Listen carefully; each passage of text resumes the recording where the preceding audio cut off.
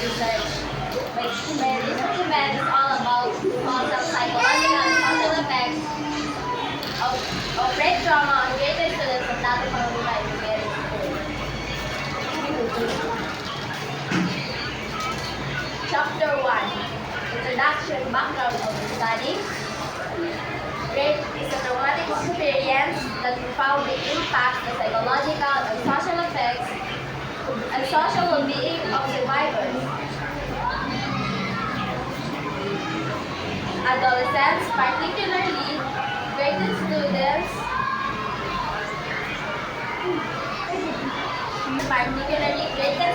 are vulnerable to the emotional and social ramifications of sexual violence. Trauma from rape can result in post-traumatic stress disorder, PTSD, depression, anxiety, and difficulties in social relationships and school functioning.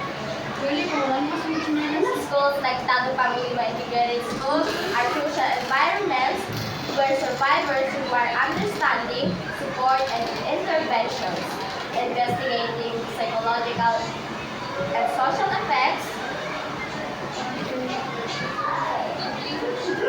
specific of students is essential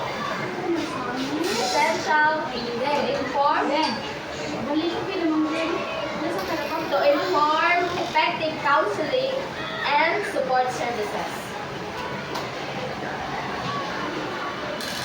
Of the problem, what are the psychological effects experienced by grade 10 students by grade 10 rape survivors at Dato Pangulima Integrated School? How does rape trauma influence the social interactions and relationships of these students? What coping strategies do the survivors employ to handle their relationships and to handle their trauma? Family, peers, and school personnel provide support to the survivors. What recommendations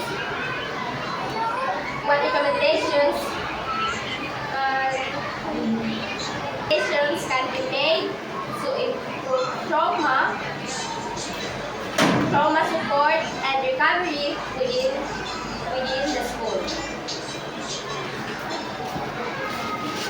Objectives of the study: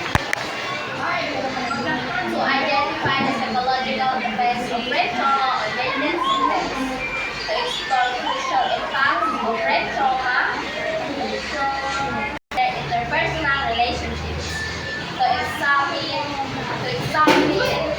mechanisms employed by survivors, investigate the role in family, peers, and school support systems, to propose actionable recommendations against trauma, informed care in the school of the study. Educators, school counselors, families, and policymakers about the complex effects of rape trauma assessed by understanding survivors, psychological and social effects of school can better develop trauma sensitive policies, services, and support systems, fostering a safer and supportive learning environment. Scope and the limitation. The study focuses on grade 10 students at Dato Pangulima Integrated School who have experienced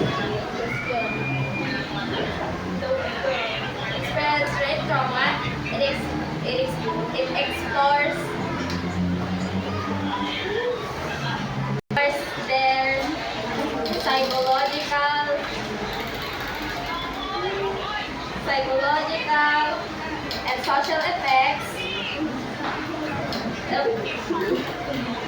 and support systems in place. Other forms of trauma and other grade levels are outside the scope. Sentence.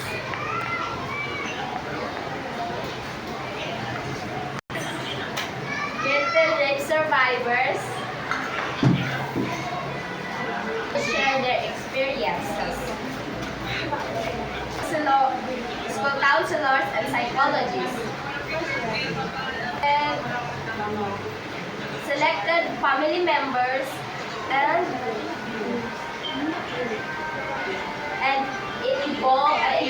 peer involved in support. 2. Review of related literature. Survivors frequently experience a wide range of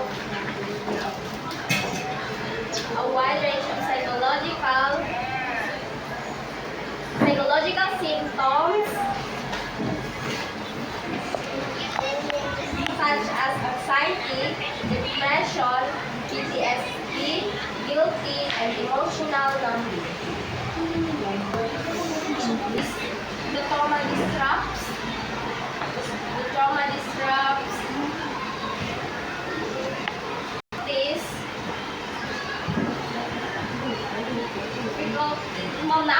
this family relationships. Performance often suffer as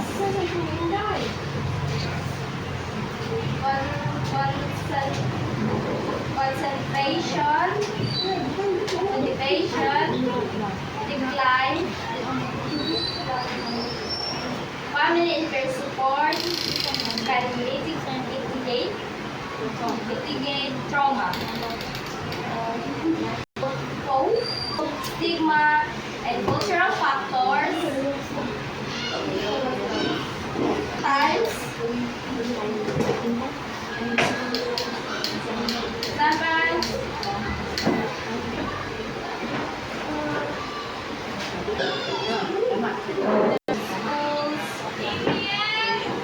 Schools approaches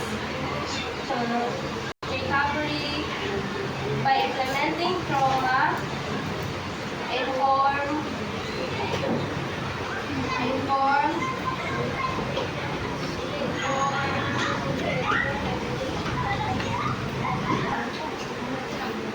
that promote safety, empowerment, and psychology research design. Qualitative phenomenological approach was adopted to capture the lived psychological and social experiences of rape survivors. Participants for received sampling included grade rape survivors from Dato Paulima Integrated School along with relevant school counselors, psychologists, family members, and peers. Instruments. Semi-structured interviews with survivors, focus group discussions with counselors and support network members, election, ethical protocols, strictly heard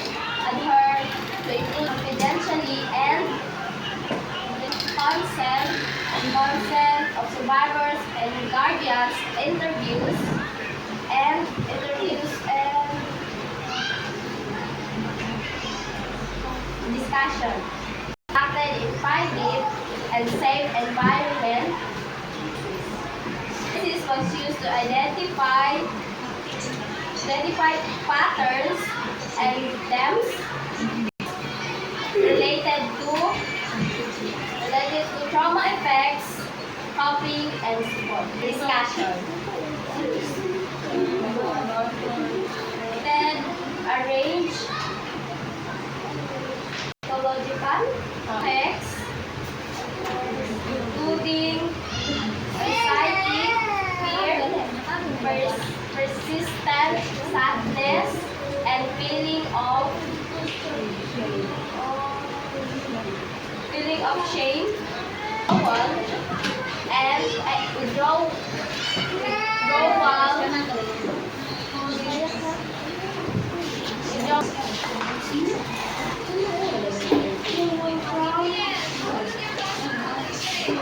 Withdrawal points, difficulties trusting others, and strained family relations, coping strategies, budget and included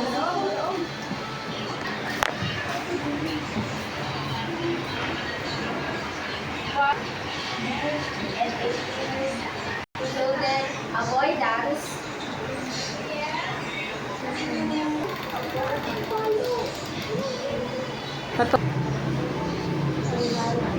reliance, and seeking more support where then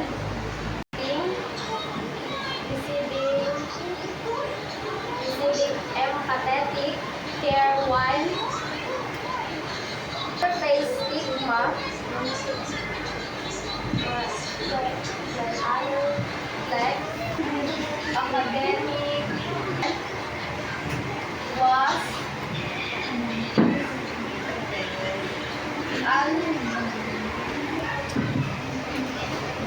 trauma-informed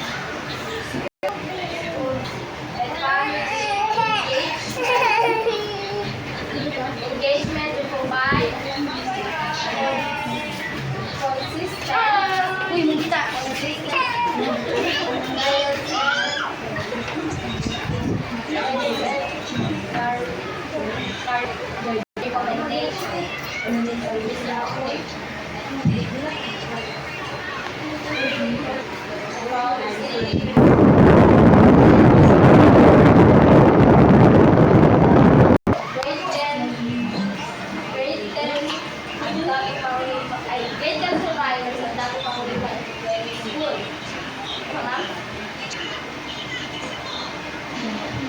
often impairing academic performance and peer. Tailored trauma-informed interventions are including expanding accessible school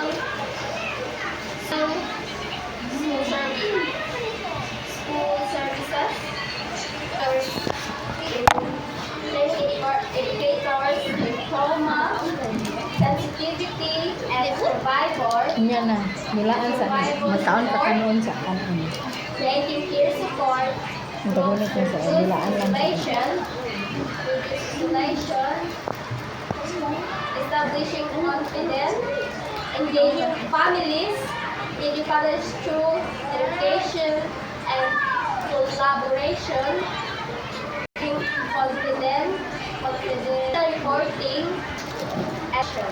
Them to foster and more supportive and to aid survivor recovery and healing.